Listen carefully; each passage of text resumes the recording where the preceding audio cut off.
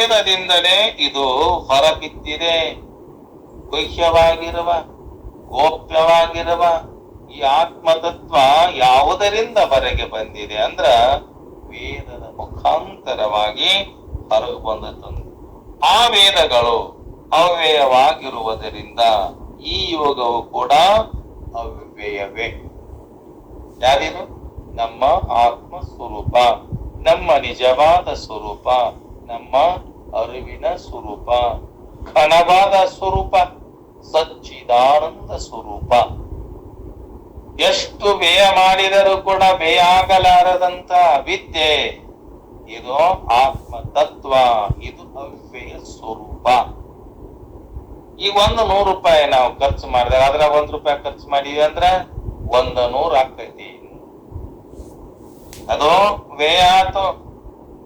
ಹೆಂಗ ಒಂದಿದ್ದದ್ದು ಒಂದೇ ಐತಲ್ಲ, ಅದು ಅವ್ಯಯ.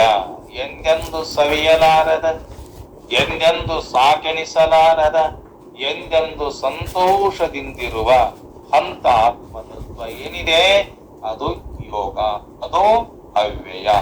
ನೀನು ಚೆನ್ನಾಗಿ ತಿಳ್ಕೊರ ಅರ್ಜುನ. ಈ ಯೋಗಕ್ಕೆ ಫಲವಾದ ಮೋಕ್ಷ ಅವ್ಯಯವಾಗಿರುವುದರಿಂದ ಇದೇನಂತಾರ? ಅವ್ಯಯ ಎಂಬುದಲ್ಲಿ ಸಂದೇಹ ಇಲ್ಲ. ಶ್ರೀಕೃಷ್ಣ ಪರಮಾತ್ಮ ವೇದಗಳನ್ನ ಆಧಾರವಾಗಿಟ್ಟುಕೊಂಡು ಮೋಕ್ಷವನ್ನು ಕೊಡುವ ಅವ್ಯಯನಾದ ನಾಶರಹಿತವಾದ ಯೋಗವನ್ನ ಏನ್ ಮಾಡ್ಯಾನ? ಸೃಷ್ಟಿಯ ಆದಿಯಲ್ಲಿ ಅಹಂ ರೂಪದಿಂದ ಸೂರ್ಯನಿಗೆ ಬೋಧಿಸಿದ್ದಲ್ಲದೆ ಅರ್ಜುನನಿಂದ ಯುದ್ಧ ಮಾಡುವುದಕ್ಕಾಗಿ ಕಲ್ಪನೆ ಮಾಡಿ ಹೇಳಿದ್ದು ಅಲ್ಲ. ಅದು ಆತ್ಮವಿದ್ಯೆ. ಈ ಮೊದಲಿನ ಶ್ಲೋಕದೊಳಗ ಉತ್ತರಾರ್ಥದಲ್ಲಿ ಈ ಯೋಗದ ಆಚಾರ್ಯ ಪರಂಪರೆಯನ್ನ ಭಗವಂತ ಹೇಳಿದ್ದರಿಂದ ಏನಾಯ್ತಿದು? ಈ ಯೋಗದ ಪ್ರಾಶಸ್ತ್ಯ ಸ್ಪಷ್ಟ ಆಗಿದೆ.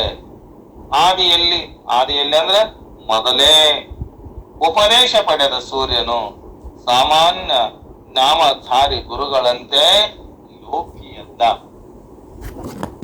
ಲೋಭಿ, ಬೇಕೆಂಬ ಆಸೆಯಿಂದ ಕೂಡಿದ ನಂತರ ನನಗದು ಬೇಕು, ನನಗಿದು ಬೇಕು ಅನ್ನವರೆಲ್ಲರೂ ಕೂಡ ಯಾರು? ಇವರು ಎಲ್ಲರೂ ಲೋಭಿಗಳನ್ನು. ಅದಕ್ಕ ಬೇಕೆನ್ನುವ ವಿಕಾರಿತನವನ್ನ ಬಿಟ್ಟು ಸಾಕು ಎನ್ನುವವನೇ ಅವನೇ ಸಿರಿವಂತಂತ, ಬೇಕು ಬೇಕು ಅನ್ನುವವನೇ ಬಡವ, ಸಾಕು ಸಾಕು ಅನ್ನವನೇ ಅವನಂತ ಸಿರಿವಂತರು ಈ ಜಗತ್ತಿನೊಳಗ ಯಾರು ಇಲ್ಲಂತ. ಅದಕ್ಕೇನಂತಾರ ಅವರು? ನಾಮಧಾರಿ ಗುರುಗಳಂತೆ ಲೋಭಿಯಲ್ಲ ಸೂರ್ಯ, ಸ್ವಾರ್ಥಪರನೂ ಅಲ್ಲ. ಹೆಂಗದನ? ಅದನ್ನ ಮುಚ್ಚಿಟ್ಟುಕೊಳ್ಳದೆ ಅದನ್ನೇ ಮನುವಿಗೆ ಬೋಧಿಸಿದ ಈ ಆತ್ಮವಿದ್ಯೆಯನ್ನ ನಾನು ಹೇಳಿರುವ ಸೂರ್ಯನಿಗೇನು ಹೇಳಿದ್ನಲ್ಲ, ಅದೇ ಸೂರ್ಯ ಮಾಡಿದ ಮನು ಮಹಾರಾಜನಿಗೆ ಹೇಳಿದ. ಮನು ಮಹಾರಾಜನು ಕೂಡ ಈ ವಿದ್ಯೆಯನ್ನ ಗೋಪ್ಯವಾಗಿ ಇಡಲಾರದೆ ಮಾಡಿದ ಇಕ್ಷ್ವಾಕು ವಂಶದ ರಾಜನಿಗೆ ಹೇಳಿದ. ಇಕ್ಷ್ವಾಕು ಕೂಡ ರಾಜಕುಲಕ್ಕೆಲ್ಲ ಮೂಲ ಪುರುಷ. ಈ ರಾಜಕುಲ ಏನೈತಲ್ಲ ಇದಕ್ಕ ಮೂಲ ಪುರುಷ ಯಾರು? ಇಕ್ಷ್ವಾಕು ರಾಜ. ಈ ಇಡೀ ಸಂಪ್ರದಾಯ ಶಿಷ್ಟ ಪರಂಪರಾ ಸಿದ್ಧವಾದ ಈ ಯೋಗ ವಿದ್ಯೆಯನ್ನ ರಾಜರ್ಷಿಗಳು ಗ್ರಹಣ ಮಾಡಿದ್ರಪ್ಪ. ರಾಜರ್ಷಿಗಳಂದ್ರ ರಾಜರು ಮತ್ತು ಋಷಿಗಳು. ರಾಜರು ಹೌದು, ಋಷಿಗಳು ಹೌದು, ಮುನಿಗಳು ಹೌದು, ಜ್ಞಾನಿಗಳು ಹೌದು, ಯೋಗಿಗಳು ಹೌದು. ಅವರೇ ಮನೆದು ಬೇರೆ ಬೇರೆ ಅರ್ಥ ಮಾಡಿಕೊಳ್ಳಬಹುದು, ಕೊಳ್ಳಬಹುದು. ಈ ಯೋಗವನ್ನ ರಾಜರುಗಳಿಗೆ ಬೋಧಿಸಿದ್ದಕ್ಕೆ ಕಾರಣ ಏನಂದ್ರ ಧರ್ಮಚಕ್ರ ಪ್ರವರ್ತನೆಗೆ ರಾಜರೇ ಆಧಾರ ಸ್ತಂಭ. ಯಾಕೆ ನಾವು ಅವರಿಗೆ ಮಾಡಿದೆ? ತನ್ನ ಪ್ರಜೆಗಳನ್ನ ರಕ್ಷಣೆ ಮಾಡುವ ಭಾರ ಆ ರಾಜರಿಗೆ ಇದೆ. ಅಂತ ರಾಜರಿಗೆ ಅವರು ತಾವು ಆ ವಿದ್ಯೆಯನ್ನ ಸಂಪಾದನೆ ಮಾಡಿ ತನ್ನ ಜೀವನದಲ್ಲಿ ಅದನ್ನು ಅಳವಡಿಸಿಕೊಂಡು ತಾನು ಅಳವಡಿಸಿಕೊಂಡಂತ ವಿದ್ಯೆಯನ್ನ ತನ್ನ ಪ್ರಜೆಗಳಿಗೆ ಅದನ್ನ ಹೇಳಿದ್ರಂದ್ರ ಎಲ್ಲರೂ ಕೂಡ ನನ್ನನ್ನ ಕೂಡ್ತಾರಂತ ನಾ ಕೇಳೇನಪ್ಪ ಅವರಿಗೆ. ಹೆಂಗದರ ಅವರು?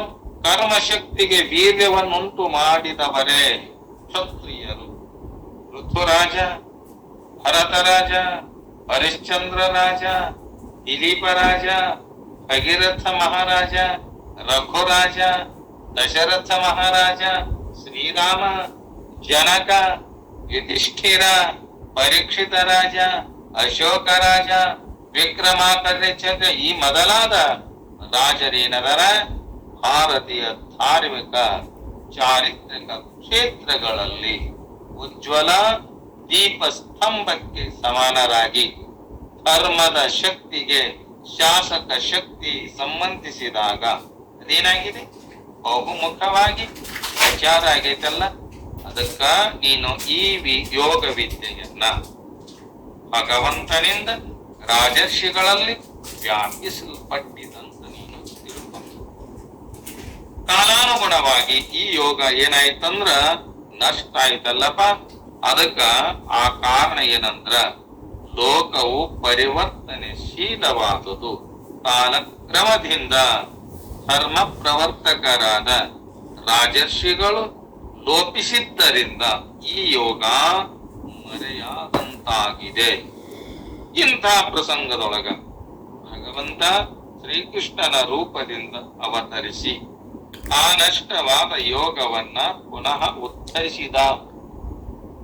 ಅದಕ್ಕ ಅಂದನವ, ನನ್ನ ಅವ್ಯಯವಾದ ಆತ್ಮಸ್ವರೂಪವಾದ ಈ ಯೋಗವನ್ನ ಯಾರು ಧರ್ಮ ಹಾಳು ಮಾಡ್ತಾರ, ಸನ್ಯಾಸಿಗಳನ್ನ ಹಾಳು ಮಾಡ್ತಾರ, ಧರ್ಮವಂತರನ್ನ ನೀತಿವಂತರನ್ನ ಹಾಳು ಮಾಡ್ತಾರಲ್ಲ, ಆ ಧರ್ಮದ ರಕ್ಷಣೆಗೆ ನಾನೇನ್ ಮಾಡ್ತೇನೆ? ಗುರು ರೂಪನಾಗಿ, ಅವತಾರಿಕನಾಗಿ, ಕೃಷ್ಣನಾಗಿ, ಶಿವನ ರೂಪನಾಗಿ, ಗುರು ರೂಪನಾಗಿ, ಸಿದ್ಧಾರೂಢನಾಗಿ, ಶಿವಾನಂದನಾಗಿ, ನಾಗಲಿಂಗೇಶನಾಗಿ, ಸಾಕ್ಷಾತ್ ಪರಮಾತ್ಮನಾಗಿ ನಾನೇನ್ ಮಾಡ್ತೇನೆ? ಈ ಲೋಕವನ್ನ ಉದ್ಧಾರ ಮಾಡೋಕ್ಕೋಸ್ಕರವಾಗಿ, ದುಷ್ಟರನ್ನ ಸಂಹಾರ ಮಾಡೋಕ್ಕೋಸ್ಕರವಾಗಿ, ಶಿಷ್ಟರ ಪರಿಪಾಲನೆ ಮಾಡೋಕ್ಕೋಸ್ಕರವಾಗಿ ನಾನೇ ಆಗಾಗ ಅವತಾರವನ್ನ ತಾಳಿ ಬರ್ತೇನೆ ಅರ್ಜುನ. ಇದನ್ನು ನಿಶ್ಚಯವಾಗಿ ಇಟ್ಟುಕೋ. ಈ ಕಲಿಯುಗದಲ್ಲಿ ಸಹ ಬುದ್ಧ, ಮಹಾವೀರ, ಆದಿ ಜಗದ್ಗುರು ಶಂಕರಾಚಾರ್ಯನಾಗಿ, ಮಹಾರಾಮಾನುಜಾಚಾರ್ಯನಾಗಿ, ಮಧ್ವಾಚಾರ್ಯನಾಗಿ, ಬಸವೇಶನಾಗಿ, ಜ್ಯೋತಿ ಸ್ವರೂಪನಾಗಿರುವ ಕಲ್ಯಾಣವೆಂಬ ಜ್ಯೋತಿ ಜಗಜ್ಯೋತಿ ಬಸವಣ್ಣನಾಗಿ, ಕಬೀರದಾಸನಾಗಿ, ಗುರುನಾನಕನಾಗಿ, ತುಳಸಿದಾಸನಾಗಿ, ಜ್ಞಾನೇಶ್ವರನಾಗಿ, ಸಮರ್ಥ ರಾಮದಾಸನಾಗಿ, ಶ್ರೀರಾಮಕೃಷ್ಣ ಪರಮಹಂಸನಾಗಿ, ವಿವೇಕಾನಂದನಾಗಿ, ದಯಾನಂದ ಸರಸ್ವತಿಯಾಗಿ, ಮಹಾತ್ಮ ಗಾಂಧಿಯಾಗಿ ಇಂಥ ಮಹಾನ್ ಪುರುಷರ ಅವತಾರ ಮಾಡ್ಯಾರಲ್ಲ. ಯಾಕೆ ಮಾಡ್ಯಾರ ಅವರು? ಧರ್ಮದ ರಕ್ಷಣೆಗೆ, ಧರ್ಮವನ್ನ ಉಳಿಸೋಗೋಸ್ಕರವಾಗಿ ಅವರ ರೂಪದಲ್ಲಿ ಎಲ್ಲರೂ ನನ್ನ ಸ್ವರೂಪರು. ಜ್ಞಾನಿಗಳದಾರಲ್ಲ, ಯೋಗಿಗಳದಾರ, ಸಂತರದಾರ, ಜ್ಞಾನಿಗಳು, ಯೋಗಿಗಳು, ತುಕಾರ ಮಹಾರಾಜರಾಗಲಿ, ನಾಮದೇವನಾಗಲಿ, ಪಾಂಡುರಂಗ ಯತೀಶ್ವರನಾಗಲಿ, ಎಲ್ಲವೂ ಕೂಡ ನನ್ನ ಅವತಾರ. ನಾನೊಬ್ಬನೇ, ಎಲ್ಲವೂ ನನ್ನ ಸ್ವರೂಪ. ಅದಕ್ಕಾಗಿ ಧರ್ಮ ಉದ್ಧಾರ ಮಾಡೋಗೋಸ್ಕರವಾಗಿ ಈ ಕಾರ್ಯವನ್ನ ಮುಂದೆ ಸಾಕ್ಷ್ಯಾರಲ್ಲ. ಎದಕ್ಕೆ ಮಾಡ್ಯಾರ? ಮೊದಲು ಅವ್ಯಯ ಯೋಗ ಅಂತ ನೀನು ತಿಳ್ಕೊ. ನಂತರ ನಾಶ ಆಯ್ತಂತ ಹೇಳೋದು ಪರಸ್ಪರ ವಿರುದ್ಧ ಅಲ್ಲವೇ ಅಂತ ಶಂಕೆ ನಮಗೆ ಬರಬಹುದು. ಆತ್ಮ ಪರಮಾತ್ಮಂಗದನ ನಿತ್ಯ ಆಗಿರುವುದರಿಂದ ಆತನನ್ನ ಪಡೆಯಲು ಉಪಾಯವಾದ, ಆತನಿಂದಲೇ ಉತ್ಪನ್ನವಾದ ಯೋಗ ವಿದ್ಯೆ ನಿತ್ಯ ಎಂಬುದರಲ್ಲಿ ಸಂಶಯ ಇಲ್ಲ. ಅವ ಯಾವಾಗಲೂ ಸದಾ ಅದನವ. ಪರಮಾತ್ಮ ಯಾವಾಗಲೂ ಸದಾ ಜಗತ್ತು ಪ್ರಕಟವಾದಾಗ ಜಗತ್ಕರ್ತನಾದ ಭಗವಂತನ ಸಮಸ್ತ ನಿಯಮಗಳು ಕೂಡ ಅದರೊಂದಿಗೆ ಪ್ರಕಟ ಆಗಿ ಬಂತು. ಯಾವಾಗ? ಈ ಸೃಷ್ಟಿ ತಯಾರಾಗುವ ಮೊದಲೇ ಅವನದನ. ಸೃಷ್ಟಿ ಅವನ ಮಾಡ್ಯಾನ, ರಕ್ಷಣೆ ಅವನ ಮಾಡ್ಯಾನ. ಇದನ್ನ ಒಂದಿನ ಇಲ್ಲಂಗ ಮಾಡವನು ಅವನೇ. ಪ್ರಳಯ ಕಾಲದಲ್ಲಿ ಕೂಡ ಆ ನಿಯಮಗಳೆಲ್ಲ ತಿರೋಹಿತಗಳಾಗ್ಯವಲ್ಲ. ಸದ್ವಸ್ತುವಿಗೆ ಅಭಾವವಿಲ್ಲಪ್ಪ. ಆ ವಸ್ತು ಸದ್ವಸ್ತು, ಅದು ನನ್ನ ನಿನ್ನ ಸ್ವರೂಪ, ಅದು ಆತ್ಮ ಸ್ವರೂಪ. ಅದಕ್ಕ ಎಂದೆಂದು ನಾಶ ಇಲ್ಲ. ದೇಹಕ್ಕ ನಾಶದವ ಕರೆ, ಆತ್ಮ ಸತ್ಯ ವಸ್ತುವಿಗೆ ಸತ್ಯಂ ಶಿವಂ ಸುಂದರಂ. ಆ ವಸ್ತುವಿಗೆ ಎಂದೆಂದು ನಾಶ ಇಲ್ಲಪ್ಪ. ನೀನು ತಿಳ್ಕೋ, ಭಗವಂತನಿಂದ ಪ್ರವರ್ತಿಸಪಟ್ಟ ಯೋಗ ಇದ್ದೈತಲ್ಲ, ಆ ವಿದ್ಯೆಯು ಮಧ್ಯೆ ಕೆಲವು ಕಾರಣಗಳಿಂದ ಮರೆಯಾದಂತೆ ಮತ್ತ ಪ್ರಕಟವಾದಂತೆ ತೋರಬಹುದ ಕರೆ, ವಾಸ್ತವವಾಗಿ ಅದು ಅವ್ಯಯ ಸ್ವರೂಪ. ಹೆಂಗೈತದು? ನಮ್ಮ ನಿಮ್ಮೆಲ್ಲರ ಸ್ವರೂಪ ಆತ್ಮ ಸ್ವರೂಪ, ಎಂದೆಂದೂ ನಾಶವಾಗದ ಸ್ವರೂಪ. ಧರ್ಮ ನಾಶ ಆಗಿದೆ ಅಂದ್ರ ಅರ್ಥ ಏನು? ಈ ವಿಷಯವನ್ನ ಕುರಿತು ಆದಿ ಜಗದ್ಗುರು ಶಂಕರ ಭಗವತ್ಪಾದರು ತಮ್ಮ ಗೀತಾ ಭಾಷ್ಯದ ಪ್ರಸ್ತಾವನಲ್ಲಿ ಹೇಳ್ತಾರೆ. ಏನಂತಾರೆ ಅವರು? ಭಗವಂತ ಪ್ರಪಂಚವನ್ನ ಸೃಷ್ಟಿಸಿ ಅದರ ವ್ಯವಸ್ಥೆ ಸರಿಯಾಗಿರುವುದಕ್ಕಾಗಿ ಧರ್ಮವನ್ನ ಸ್ಥಾಪಿಸಿದ ಆ ಪರಮಾತ್ಮ. ಕಾಲಕ್ರಮದಿಂದ ಧರ್ಮವನ್ನ ಪಾಲಿಸುವವರು ಏನಾಗಿದೆ? ಲೋಪವಾಗಲು ಅಧರ್ಮ ಬೆಳೆದು ಧರ್ಮ ಕ್ಷೀಣಾತಂತು. ಅಧರ್ಮ ಹೆಚ್ಚಾದಾಗ ಧರ್ಮ ನಾಶ ಆಗಿದ್ದನು. ಅದಕ್ಕ ನಾವು ಧರ್ಮವನ್ನ ನಾಶ ಮಾಡಿದರೆ ನಮ್ಮನ್ನು ನಾವೇ ನಾಶ ಮಾಡಿಕೊಂಡಂತೆ. ಅದಕ್ಕ ಯಾರು ಧರ್ಮವನ್ನ ರಕ್ಷಣೆ ಮಾಡ್ತಾರಲ್ಲ, ತಮ್ಮನ್ನು ತಾವು ರಕ್ಷಣೆ ಮಾಡಿಕೊಂಡಂತೆ. ಅದಕ್ಕೆ ನಾವೇನ್ ಮಾಡ್ಬೇಕು? ಧರ್ಮ, ನೀತಿ, ಆಚಾರ, ವಿಚಾರ ಅವನೇ ಬಿಡಲಾರದೆ ಧರ್ಮವನ್ನ ನಾವು ರಕ್ಷಣೆ ಮಾಡಿದರೆ ಆ ಧರ್ಮ ನಮ್ಮನ್ನ ರಕ್ಷಣೆ ಮಾಡ್ತದೆ.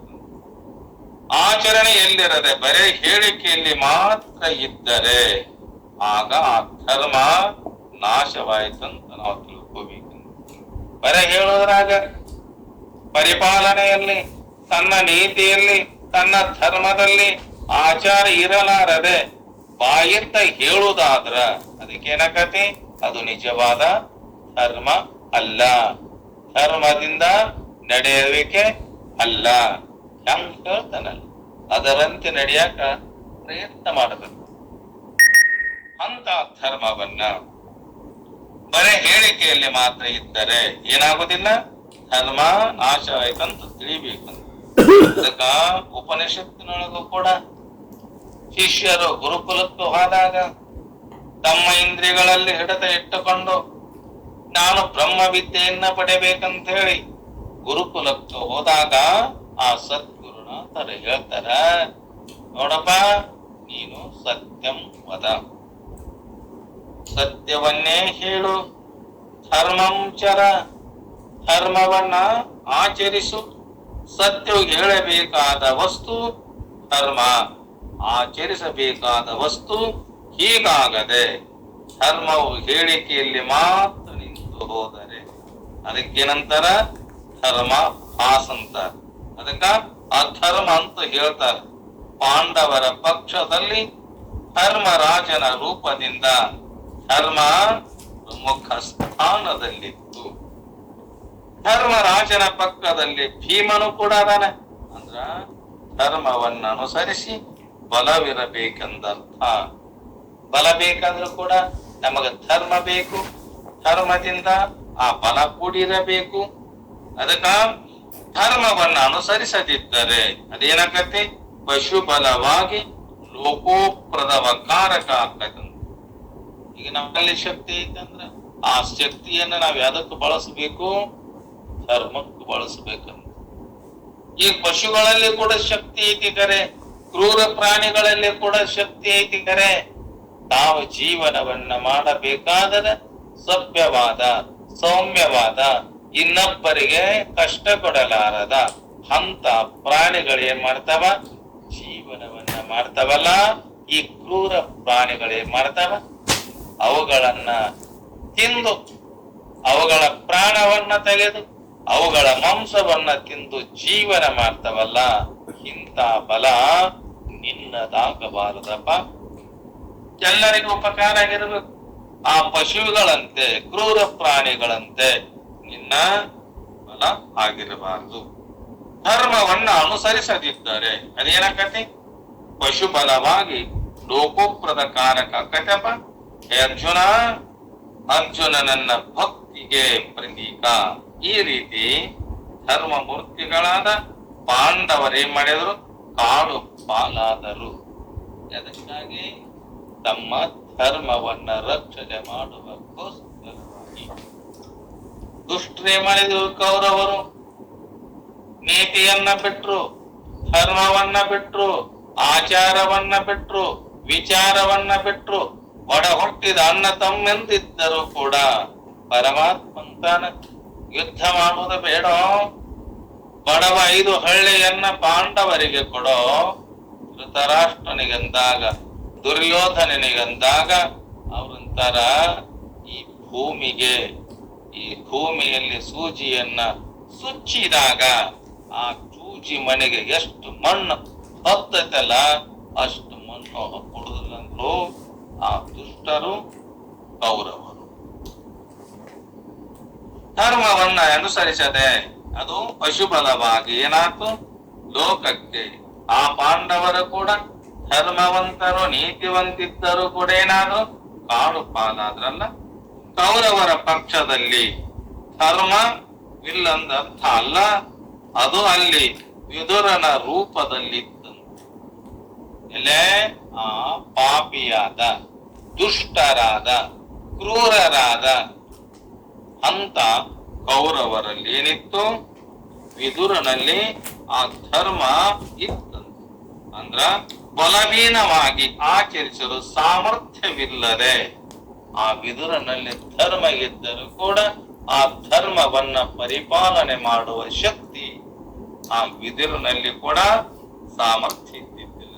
ಬರೇ ಹೇಳಿಕೆಯಲ್ಲಿ ಮಾತ್ರ ಇರುವ ಧರ್ಮ ಇದೇನಿದೆ ಅಧರ್ಮವೇ. ಬೆಳೆಯನ್ನ ಬೇಯಿಸಬೇಕಾದರೆ ಪ್ರಯತ್ನ ಬೇಕಲ್ಲ. ಭೂಮಿಯಲ್ಲಿರುವ ಹುಲ್ಲು ಮೊದಲಾದ ಕಸಕಟ್ಟಿಗಳನ್ನ ತೆಗಿಬೇಕಾದ್ರ, ಆದರೆ ಹುಲ್ಲು ಬೆಳೆಬೇಕಾದ್ರ ಯಾವ ಪ್ರಯತ್ನವೂ ಕೂಡ ಬೇಕಾಗಿಲ್ಲ. ಈ ನಾವು ಹೊಲಕ್ಕೆ ಬೀಜ ಬಿತ್ತೇವೆ, ಮಳೆ ಹತ್ತೈತೆ, ಗೊಬ್ಬರ ಹಾಕ್ತೇವೆ, ಅದಕ್ಕೆ ಸಗಣಿ ಗೊಬ್ಬರ, ಕುರಿ ತರಬೇವೆ. ಕುರಿ ತರಬಿದಾಗ, ಗೊಬ್ಬರವನ್ನ ಹಾಕಿದಾಗ, ಬೀಜನ್ನ ಬಿತ್ತಿದಾಗ, ಮಳೆ ಹತ್ತಿದಾಗ ಎಷ್ಟು ಕಸವನ್ನ ತೆಗೆದರೂ ಕೂಡ ಫಲ ಹ್ಯಾಗ ಸ್ವಚ್ಛ ಆಗುವುದಿಲ್ಲವೋ ಅದರಂತೆ ನಾವೆಷ್ಟು ಕಡೆ ಇಲ್ಲಪ್ಪ ಉಳ್ಳಾಗಡ್ಡೆ ಹಾಕ್ಯವಂತೇವೆ, ಹತ್ತಿ ಬಿತ್ತೇವಂತೇವೆ. ಯಾಕ? ಕಸ ಆಗಲಾರ್ದ ಆ ಕಸದೊಳಗ ಸಿಕ್ಕಂತಂದ್ರ ನಾವು ತಿನ್ನುವ ದವಸ ಧಾನ್ಯಗಳು ಬರುವುದಿಲ್ಲ, ನಾವು ಬೀಗ್ತಿದ ಪೀಕು ಸರಿಯಾಗಿ ಬರುವುದಿಲ್ಲ. ಯಾಕೆ ಬರುವುದಿಲ್ಲ? ಕಸ ಕಟ್ಟಿ ಆಗಿ. ಅದರಂತೆ ಇದು ಅಂತ. ಅದಕ್ಕ ಹುಲ್ಲು ಬೆಳಿಬೇಕಾದ್ರ ಅದಕ್ಕೆ ಯಾವ ಪ್ರಯತ್ನ ಇಲ್ಲ. ಈಗ ನಾವು ಹುಲ್ಲು ಬೆಳಿಲಿ ಅಂತ ಗೊಬ್ಬರ ಹಾಕ್ಯಾವೋ ಅಥವಾ ನೀರ್ ಹಾಕ್ಯಾವ, ಯಾರು ಹಾಕ್ಲಾರ್ದು ಕೂಡ ಭೂಮಿ ತಂಬಲಾದ್ರ ಸಾಕು, ಗೊಬ್ಬರ ಹಾಕುದು ಬೇಡ, ತಾನಾಗಿ ಹುಟ್ಟಿ ಬರುವಂತೆ. ಅದಕ್ಕೆ ಯಾವ ಪ್ರಯತ್ನ ಬೇಕಾಗಿಲ್ಲ. ವ್ಯವಸಾಯ ಮಾಡುವುದನ್ನ ಬಿಟ್ಟು ಮನೆಯಲ್ಲಿ ಉಳಿದರೆ ಸಾಕು, ತಾನೇ ಬೆಳೀತದಂತ. ಎಲ್ಲೇ ನಮ್ಮ ಹೊಲಗದ್ದೆಗಳಲ್ಲಿ ಕಸ ತಾನ ಬೆಳೀತದಂತ. ಧರ್ಮ ಸ್ಥಾಪನೆಗೆ ಪ್ರಯತ್ನ ಬೇಕು. ಅಧರ್ಮ ತಲೆ ಎತ್ತುವುದಕ್ಕೆ ಯಾವ ಪ್ರಯತ್ನವೂ ಅವಶ್ಯಕತೆ ಇಲ್ಲ. ಧರ್ಮ ಎತ್ತಬೇಕಾದ್ರೂ ಪ್ರಯತ್ನ ಬೇಕು. ಹೇಗೆ ನಾವು ದವಸ ಧಾನ್ಯಗಳನ್ನ ಬೆಳಿಬೇಕಾದ್ರೆ ಹಂಗ ನಾವು ಪ್ರಯತ್ನ ಮಾಡ್ತೇವಲ್ಲ. ಏನನ್ನು ಹೊಲ ಅದಾವ, ಎಷ್ಟು ಸಾವಿರ ಕೂರಿಗೆ ಅದಾವ, ಆ ಹೊಲ ತಾನೇ ಬಿತ್ತಿ ಬೆಳ್ಕೊಂಡು ನನಗ ರಾಶಿ ಕಾಳು ಕಡಿಗಳನ್ನ, ಭತ್ತ ಬೆಳೆಗಳನ್ನ ಬರ್ಲಿ ಅಂತಂದ್ರ ನಾವ್ ಮನ್ಯಾಗ ಕುಂತೀವಂದ್ರ ಹೊಲ ತಾನ ಹರಗಿ, ಹೊಲ ತಾನೇ ಬಿತ್ತಿ, ತಾನೇ ರಾಶಿ ಮಾಡಿಕೊಂಡು ಮನೆಗೆಂದಾದರೂ ಆ ಬೆಳೆ ಕಾಳುಗಳು ಬರ್ತಾವೇನೋ? ಎಂದೆಂದು ಬರುವುದಿಲ್ಲ. ಯಾಕೆ ಬರುವುದಿಲ್ಲ? ಪ್ರಯತ್ನ ಇಲ್ಲ. ಅದರಂತೆ ಧರ್ಮ ಆಚರಣೆಯನ್ನ ಬಿಟ್ಟರೆ ಅಧರ್ಮ ಏನಾಗಿದೆ, ತನಗೆ ತಾನೇ ಬೆಳೀತಾ ಇದೆ. ಧರ್ಮವನ್ನ ಕಾಪಾಡಲು ತಾವೇ ಅಧಿಕಾರಿಗಳೆಂದು ಗುರುಪೀಠವನ್ನ ಅಲಂಕರಿಸಿದ ವ್ಯಕ್ತಿಗಳು ಅರ್ಥ ಕಾಮಾಭಿಲಾಷೆಯಿಂದ ಸ್ವಾರ್ಥಕ್ಕೆ ಒಳಗಾದರೆ ಆಗ ಆ ಧರ್ಮಕ್ಕೆ ದಿಕ್ಕಿಲ್ಲದಾಗಿದೆ, ಬಿದ್ದೋಗದಂತದ್ದು. ನಾನೇ ಮಠಾಧೀಶ, ನಾನೇ ಪುರವಂತ, ನಾನೇ ಸಿರಿವಂತ, ನಾನೇ ಊರ ಹಿರಿಯ ಅಂತೇಳಿ ಕುಂತು ಯಾರಿಗೇನನ್ನ ಕೊಡಲಾರದ, ಧರ್ಮವನ್ನ ಆಚರಣೆ ಮಾಡಲಾರದ, ನೀತಿಯನ್ನ ಹೇಳಲಾರದ, ನಾನೇ ದೊಡ್ಡ ಜಗದ್ಗುರು ಅಂತ ಕುಂತ್ರ ಈ ಧರ್ಮ ಏನಕತೆ ಬಿದ್ದು ಮಣ್ಣು ಪಾಲಕದ. ಮಣ್ಣಿನ ಮುದ್ದೆ ಬಿದ್ದಂತಲ್ಲ, ಬಿದ್ದ ಮಣ್ಣಿನ ಮುದ್ದೆ ಬಿದ್ದಲ್ಲಿಯೇ ಬೀಳ್ತದಂತ. ಅದನ್ನ ಮೇಲಕ್ಕೆ ಏಳಲಾದ್ರ ಧರ್ಮವು ಹಾಗೆ ಬಿದ್ದಿಲ್ಲ. ಧರ್ಮ ಹೆಂಗಿದೆ, ರಬ್ಬರ್ ಚಂಡಿನಂತೆ ಪುನರುತ್ಥಾನ ಶಕ್ತಿಯನ್ನ ತನ್ನಲ್ಲಿ ಇಟ್ಟುಕೊಂಡು ಬಿದ್ದಿರುವುದು ಏನಿದೆ, ಸೂರ್ಯನು ಮುಳುಗಿದ ಎಂಬಂತೆ ಧರ್ಮ ನಾಶ ಆಗಿದೆ ಅಂತ ನೀನು ತಿಳ್ಬೋದು ಅರ್ಜುನ. ಸೂರ್ಯ ಮುಳುಗಿದನೆಂದರೆ ನಾಶವಾದನಂತ ಅಂತ ಅರ್ಥ ಅಲ್ಲ. ಅದರಂತೆ ಧರ್ಮವು ನಾಶವಾಯ್ತಂತಂದರೂ ಕೂಡ ಹಾಗೆ ತಿಳಿದುಕೊಳ್ಳಬೇಕಾಗಿದೆ. ಅದಕ್ಕ ಪೂರ್ವಾರ್ಥದಲ್ಲಿ ಆ ಪುರಾತನವಾದ ಯೋಗವನ್ನ ಅರ್ಜುನನನ್ನ ನಿಮಿತ್ತ ಮಾಡಿಕೊಂಡು ನಮಗೆ ಮಾಡಿದ ಶ್ರೀಕೃಷ್ಣ ಪರಮಾತ್ಮ ಗೀತಾಚಾರ್ಯನಾದ ಲೋಕಕ್ಕೆ ಬೋಧಿಸ್ತಾನ. ಅಂದ್ರ ಧರ್ಮವನ್ನ ಪುನಃ ಉದ್ಧಾರ ಮಾಡಿದ ಅಂತ ತಿಳ್ಕೋಬೇಕು. ಭಗವಂತ ಏನ್ ಮಾಡ್ಯಾನವ, ಅರ್ಜುನನನ್ನ ಕುರಿತು ಪರಂ ತಪ ಅಂತ ಸಂಬೋಧನ ಮಾಡ್ಯಾನ. ಪರಂ ತಪ ಅಂದ್ರ ಪರಂ ಶತ್ರುಂ ತಾಪಯತಿ ಪರಂ ತಪ ಅಂದ್ರ ಅರ್ಜುನನು ಬಾಹ್ಯ ಶತ್ರುಗಳ ಮಾತ್ರವಲ್ಲದೆ ತನ್ನ ಅಂತ ಶತ್ರುಗಳನ್ನ ಕೂಡ ಜಯಿಸಿಕೊಳ್ಳಬಲ್ಲಂಥ ಶೂರ ಧೀರ.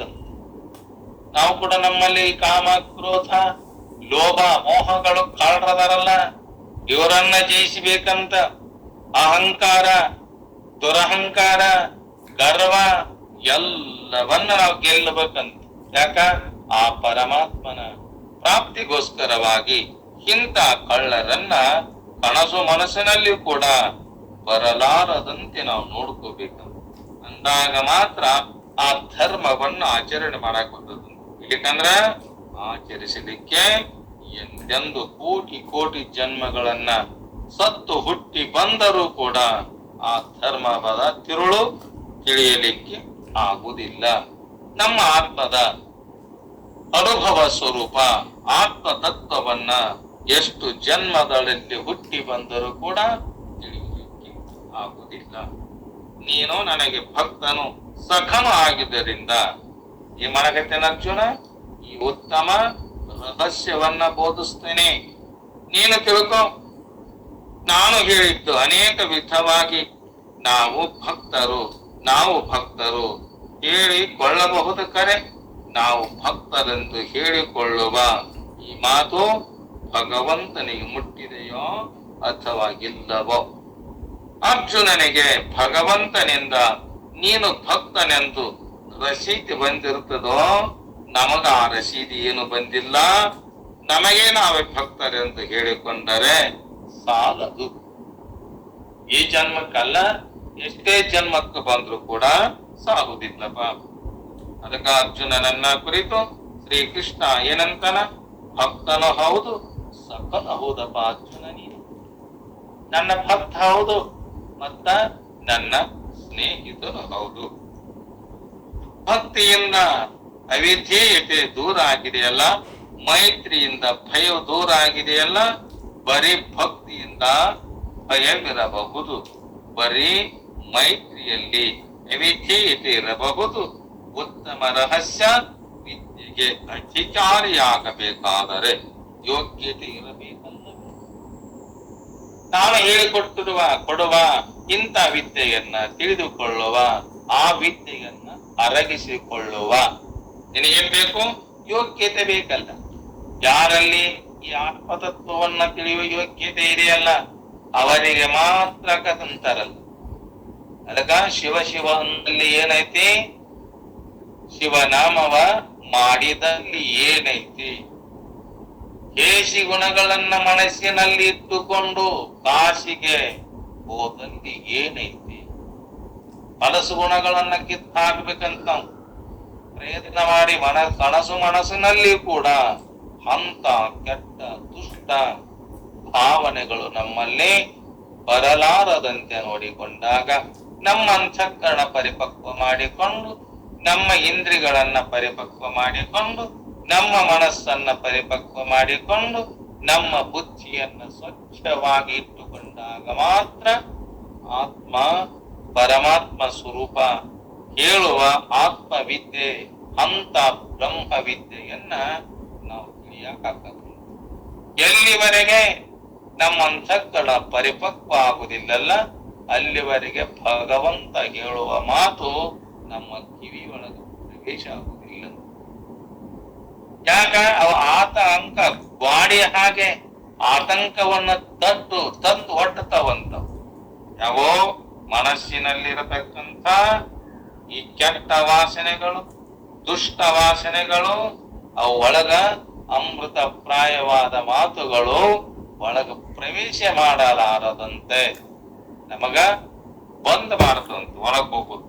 ಅದಕ್ಕ ಅವನನ್ನ ಎಲ್ಲ ಹಾಕಿ ನಮ್ಮ ಮನಸ್ಸನ್ನ, ಇಂದ್ರಿಯಗಳನ್ನ, ಬುದ್ಧಿಯನ್ನ ಸ್ವಚ್ಛವಾಗಿಟ್ಟುಕೊಂಡು ಇಂಥ ಉತ್ತಮ ರಹಸ್ಯ ವಿದ್ಯೆಗೆ ಅಧಿಕಾರಿಗೆ ಏನಾಗತ್ತದ ಆತ್ಮವಿದ್ಯೆಯನ್ನ ತಿಳಿದುಕೊಂಡು ಆತ್ಮ ಸ್ವರೂಪನೇ ಆಗ್ತಾನೆ.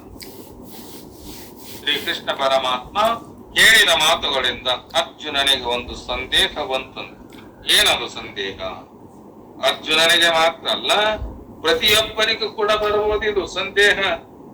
ಕಾಲಿನಲ್ಲಿ ನೆಟ್ಟ ಮುಳ್ಳು, ಕಣ್ಣಿನಲ್ಲಿ ಬಿದ್ದ ಹರಳು, ಹೃದಯದಲ್ಲಿರುವ ಸಂಶಯ, ಸಾಲ, ರೋಗ, ಮನೆಯೊಳಗಿನ ಜಗಳ, ಈ 6 ಅನೇಕ ವಿಧವಾದ ಭಾಷೆಗಳು ಉಂಟಾಗ್ತವಂತ. ಏನಕ್ಕವ? ಇವು ತೋರಿದ ಕೂಡಲೇ ಕಿತ್ತೊಗೆಬೇಕಂತ. ಈಗಿಲ್ಲಪ್ಪ ಮನೆಯಾಗ ಜಗಳ ಹತ್ತಿತ್ತಂದ್ರ ನಾವು ಸುಮ್ಮ ಕುಂತೀವಂದ್ರ ಅದೇನಾಗುದಿಲ್ಲ. ನಮ್ಮ ಮನೆದ ವ್ಯವಹಾರ, ನಮ್ಮ ಸಂಸಾರ ಸುಖಮವಾಗಿ ಸಾಗುದಿಲ್ಲ. ಈ ಕಾಡಿನಲ್ಲಿ ಮುಳ್ಳು ನಟ್ಟೈತೆ ಅಂತಾಗ ಇಲ್ಲಿ ಬಿಡೋ ನಾಳೆ ತೆಗದ್ರಾತು ಅಂತೇಳಿ ನಾವು ಅದನ್ನ ಬಿಟ್ಟಿವಂದ್ರ ಅಲ್ಲೇ ಏನ್ ಮಾಡ್ತದದು? ಕೊಡಬಾರದ ಕಷ್ಟವನ್ನ ಕೊಟ್ಟು ಅಲ್ಲೇ ಕಾಲೊಳಗ ಮುಳ್ಳಿಳಿದ ಕಾಲು ಪಳೆಯಬಹುದು, ಇಡೇ ಶರೀರವು ಕೂಡ ಪಳೆಯಬಹುದು. ಅದಕ್ಕಾಗಿ ಅದನ್ನ ನಟ್ಟಿದ ತಕ್ಷಣವೇ ಕಿತ್ತು ಹಾಕಬೇಕು. ಇದನ್ನ ಮುಳ್ಳನ್ನ, ಕಾಲಿನಲ್ಲಿ ನಟ್ಟಿರುವ ಮುಳ್ಳನ್ನ, ಕಣ್ಣಿನಲ್ಲಿ ಬಿದ್ದ ಹರಳನ್ನ. ಈಗ ನಾವು ಹೋಗುವಾಗ ನಮ್ಮ ಪ್ರಪಂಚದೊಳಗೆ ಹೊಲಕ್ಕೆ ಹೋಗ್ತಿರ್ತೇವೆ, ಮನೆಗೆ ಹೋಗ್ತಿರ್ತೇವೆ, ಏನಾರ ವ್ಯವಹಾರ ಮಾಡ್ತಿರ್ತೇವೆ. ಗಾಳಿ ಬಹಳ ಬಿಟ್ಟಾಗ ಕಣ್ಣಿನೊಳಗ ಹರಳ ಬಿದ್ದು ಕಣ್ಣೇನಾಗೈತೆ? ನೋವಾಗಿದೆ. ತಿಕ್ಕಾಡೇವಲ್ಲ, ಕಣ್ಣು ಕೆತ್ತಿ ಗಾಯ ಆಗಿದೆ. ಅದ್ರಾಗ ಹಂಗ ಬಿಟ್ಟಿವಂದ್ರ ಕಣ್ಣು ಕಾಣಲಾರದಂತೆ ಕಣ್ಣು ಕೂಡ ಹಾಳಾಗಬಹುದು. ಅದಕ್ಕ ಕಣ್ಣಿನಲ್ಲಿ ಬಿದ್ದ ಹಳ್ಳನ್ನ ಅವಾಗ ಏನ್ ಮಾಡ್ಬೇಕು? ತೆಗೆದು ಹಾಕ್ಬೇಕು. ಮತ್ತ ಹೃದಯದಲ್ಲಿ ಸಂಶಯ ಇತ್ತಂದ್ರ, ಆ ಸಂಶಯ ಇತ್ತಂದ್ರ ಸಾಲ ತಗೊಂಡೇವಿ. ಈಗ ಪ್ರಪಂಚ ಮಾಡ್ಬೇಕಾದ್ರ, ನಮ್ಮ ವ್ಯವಹಾರ ಮಾಡ್ಬೇಕಾದಂದ್ರ, ಮನಿ ಸಾಗಬೇಕಾದಂದ್ರ, ಏನು ವ್ಯವಹಾರ ಮಾಡುವಾಗ ಸಾಲ ಆಗಿದೆ, ಶೋಲಾಗಿದೆ, ನಾ ಸಾಲ ತಗೊಂಡೇನೆ ಅಂತ ಸುಮ್ಮ ಕುಂತೀವಂದ್ರ ಆ ಸಾಲವನ್ನ ಹರಿಯುವ ಬಗೆ ಹೇಗೆ? ಸಾಲ ಅನ್ನುವಂಥದ್ದೇನು? ಸಾಲ ಮಾಡೇ ಬಂದಾಗ ಬಡ್ಡಿಗೆ ಬಡ್ಡಿ, ಮಹಾಬಡ್ಡಿ, ಚಕ್ರ ಬಡ್ಡಿ, ನಮ್ಮ ಜೀವನವೇ ನಾವು ದುಡಿದು ಸಾವದಕ್ಕತಿ ಸಾಲದ ಬಡ್ಡಿ ಒಳಗ.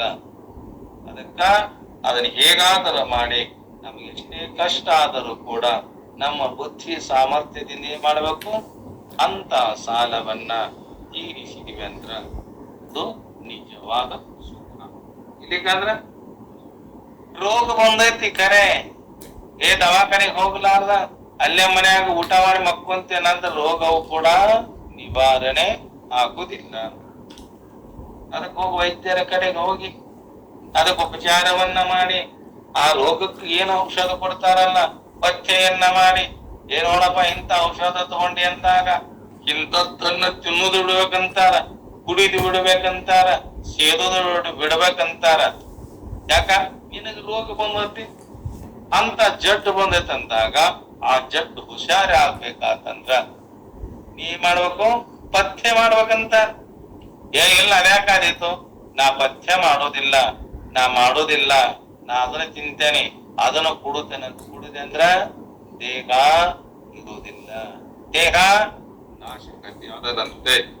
ಮನವೊಳಗಿನ ಜಗಳ ಆಗಿಂದಾವಾಗನ ಅವ್ರಿಗೆ ಎಷ್ಟು ಹೇಳಿ ಇವ್ರಿಗೆ ಎಷ್ಟು ಹೇಳಿ ಬುದ್ಧಿವಾದವನ್ನ ಹೇಳಿ ಆ ಮನೆಯಲ್ಲಿ ಜಗಳವನ್ನ ನಿರ್ಣಯ ಮಾಡ್ಬೇಕಂತ.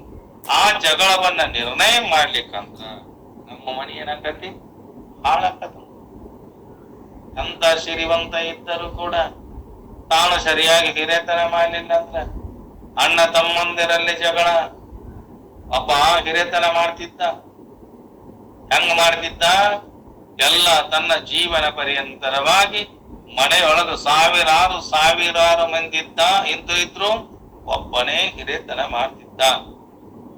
ಮಾಡ್ತಾ ಇದ್ದಾಗ ಏನ್ ಮಾಡಿದ, ಹೊಲಕ್ ಹೋಗಿದ್ದ. ತಮ್ಮ ಮನೆಯಲ್ಲಿ ಕೆಲಸ ಮಾಡ್ತಿದ್ದ, ಗಳೆ ಹೊಡೆದಿದ್ದ, ಹಿರೇತನ ಮಾಡ್ಕೊಂಡು ಬರ್ತಿದ್ದ. ಹೋಗಿ ಮುಂಜಾನೆ ಎದ್ದು ಹೊಲಕ್ ಹೋಗ್ಯಾನ. ತಮ್ಮ ಸೌತಿ ಬಳಿ ಹೊಲಕ್ ಹಾಕ್ಯಾನ. ಅಡ್ಡಾಡಿದ, ಅನ್ನ ನೋಡಿದ ಸುಂದರವಾದ ಸೌತಿಕಾಯಿಯನ್ನ ಹರಕೊಂಡ, ವಿಷಯಕ್ಕೆ ಹಾಕೊಂಡ. ಒಂದು ದ್ವಾಡಿತ್ತು, ಒಂದು ಸಣ್ಣದಿತ್ತು. ಅದೋ ಸೌತಿಕಾಯಿ. ತನ್ನ ಮಗನು ಅದನ, ತಮ್ಮನ ಮಗನು ಮನೆಯ ಬಾಗಲಕ್ಕೆ ಬಂದಾಗ ತಮ್ಮನು ಅಲ್ಲೇ ಅದನ, ತನ್ನ ಮಗನು ಹೊರಗಾಡಕತ್ತಾನ. ತನ್ನ ಮಗನಿಗೆ ಮಾಡಿದ ದೊಡ್ಡ ಸೌತಿಕಾಯಿಯನ್ನು ಕೊಟ್ಟ, ತಮ್ಮನ ಮಗನಿಗೆ ಸಣ್ಣ ಸೌತಿಕಾಯಿ ಕೊಟ್ಟ. ಅದು ಬಲಗೈಗಿದ್ದಿತ್ತು ಸಾಂದಿತ್ತು, ಎಡಗೈಗಿದ್ದು ತಾಡೆ ಇತ್ತು. ತನ್ನ ಮಗ ಬಲಕ್ಕಿದ್ದ, ತಮ್ಮನ ಮಗ ಎಡಕ್ಕಿದ್ದ. ಖಾತ್ರಿ ಆಯ್ತು, ನನ್ನ ಮಗಗ ದೊಡ್ಡದು ಕೊಡಬೇಕಂತ ಕೈ ಕತ್ತರಿ ಬಿದ್ದ. ಅವ ನೋಡಿದವ, ತಮ್ಮಂತಾನ, ಅಲ್ಲವ ಈ ಕತ್ತರಿ ಬಿದ್ದೈತಂತಾಗ ಸಾಕಿನ್ನ, ನಿನ್ನ ಜೊತೆಗೆ ನಾನು ಜೀವನವನ್ನ ಮಾಡೋದಿಲ್ಲ. ನನಗೇನೈತಲ್ಲ ನನ್ನ ಅರ್ಥ ಪಾಲು, ಈ ಮನೆಯಲ್ಲಿ ಫಲಗಳಲ್ಲಿ ಎಲ್ಲ ನನಗೆ ಪಾಲು ಕೊಡುವಂತ ತಮ್ಮ ನ್ಯಾಯ. ಯಾಕೋ ತಮ್ಮ ಅಂತ ಯಾರು ಹಿರಿಯ ಅಣ್ಣ ಅಲ್ಲಪ್ಪ, ಬರೇ ಸೊಟ್ಟ ಸೌತಿಕಾಯಿಗೆನ ನಿನ್ನ ಮಗನಿಗೆ ದೊಡ್ಡದು ಕೊಟ್ಟಿ, ನನ್ನ ಮಗನಿಗೆ ಸಣ್ಣದು ಕೊಟ್ಟೆಲ್ಲ. ಈ ಕತ್ರಿ ಇನ್ನು ಬೇಡ, ನಿನ್ನ ಹಿಂಭಾಗ ನಂದು, ನನ್ನ ಹಿಂಭಾಗ ನನಗ್ ಕೊಟ್ಟು ಬಿಡು, ನಂದೇನೈತಲ್ಲ ಅದನ್ನ ನಿಂದ ನಿನಗ ತಗೋ ಅಂತ. ಅವನ ಯಾವ ಸಾಂದರ ಇರ್ಲಿ, ದೊಡ್ಡದರ ಇರ್ಲಿ, ತಾನು ಹಿರೇತನ ಮಾಡುವಾಗ ಹಿರಿಯನಾಗಿ ಎಲ್ಲರಿಗೆ ಸರಿ ಸಮಾನವಾಗಿ ತಿಳಿದುಕೊಂಡು ಜೀವನ ಮಾಡಿದ್ದಾರೆ. ಮನೆಯಲ್ಲಿ ಜಗಳ ಎಲ್ಲಿ ಬರ್ತದಪ್ಪ? ಅದಕ್ಕ ಮನೆಯೊಳಗಿನ ಜಗಳ. ಈ 6 ಅನೇಕ ವಿಧವಾದ ವಾಕ್ಯಗಳ ಕ್ರಮ. ಇಂಥದ್ದನ್ನ ನಾವೇನ್ ಮಾಡ್ಬೇಕು, ಕೂಡಲೇ ಅವನ್ನ ಹಾಕ್ಬೇಕಂತ. ಅದಕ್ಕ ಶ್ರೀ ಕೃಷ್ಣ ಪರಮಾತ್ಮ ದ್ವಾಪಾರ ಯುಗದ ಅಂತ್ಯದಲ್ಲಿ ಹುಟ್ಟಿದ್ದ. ಸೂರ್ಯನ ಕೂಡ ಮನ್ವಂತಾದಿಗಳಲ್ಲಿ ಪ್ರಾಚೀನ ಆಗಿದ್ದ. ಅಂದ ಮೇಲೆ ಶ್ರೀಕೃಷ್ಣ ತನಗಿಂತ ಪೂರ್ವದಲ್ಲಿ ಹುಟ್ಟಿದ ಸೂರ್ಯನಿಗೆ ಈ ಯೋಗವನ್ನ ಬೋಧಿಸುವ ನಂತರ ಅದು ಹೆಂಗ ಸಂಭವಿಸ್ತದಪ್ಪ?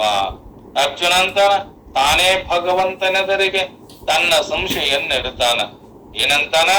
ಹೇ ಪರಮಾತ್ಮ, ಅಪರಂ ಭವತೋ ಜನ್ಮ ಪರಂ ಜನ್ಮ ವಿವಸ್ವತಃ ಕಥಮೇತದ್ವಿಜಾನೀಯಾಂ ತ್ವಮಾದೌ ಪ್ರೋಕ್ತವಾನಿತಿ ಅಂತ ಪ್ರಶ್ನೆಯನ್ನ ಮಾಡ್ತಾನ.